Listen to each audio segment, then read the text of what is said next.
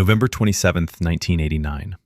A Boeing 727 takes off from Bogota, Colombia, and just 5 minutes later, it explodes in midair. 107 passengers gone in an instant.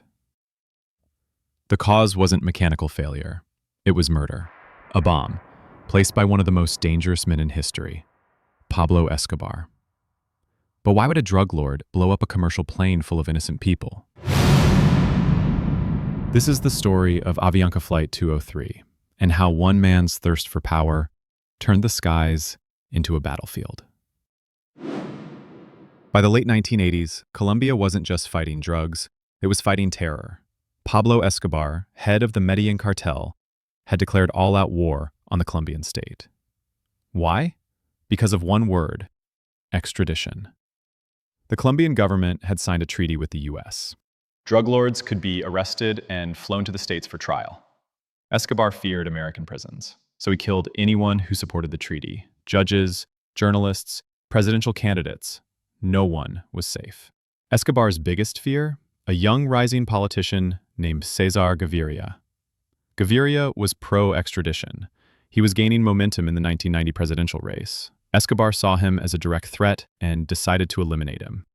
Word reached Escobar that Gaviria was scheduled to board a commercial flight, Avianca Flight 203, from Bogota to Cali. That was all he needed. Escobar ordered a bomb to be placed on the plane.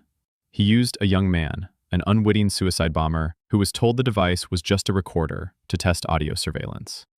That device was actually a C4 explosive. On the morning of November 27, 1989, the man boarded Flight 203 with the bomb in a carry-on bag. He took a seat, and moments later, the plane took off from El Dorado International Airport. Just 5 minutes after takeoff, over the town of Soacha, the bomb detonated. The explosion ripped the aircraft apart mid-air. 107 people on board were killed instantly. 2 American citizens were among the dead. Pieces of the plane and bodies rained down from the sky. 3 people on the ground also died from falling debris. And here's the cruel twist. César Gaviria was never on the plane. He had changed flights at the last minute. Colombia was devastated. This wasn't just about the drug war anymore. This was mass murder. The US government condemned the attack. The CIA and DEA intensified their pursuit of Escobar. He had officially become a terrorist, not just a trafficker. Families of victims held vigils. The country mourned. For the first time, public support began turning against Escobar.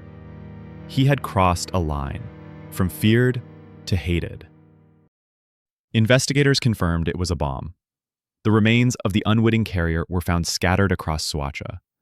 Though Escobar never publicly took credit, insiders later confirmed it was his doing. The attack gave his enemies, especially the rival Cali cartel, the excuse they needed to cooperate with authorities. A new wave of alliances formed. Government, vigilantes, and even narcos united to take him down. In a dark twist of fate, César Gaviria went on to become president in 1990, the very man Escobar tried to kill. And Escobar? He would spend the next years on the run, hiding, negotiating, and finally, dying in a rooftop shootout in 1993. But for the families of the 107 souls lost on Flight 203, the pain never went away. A memorial now stands to honor them. A quiet reminder of how far one man's ambition can go when there are no limits.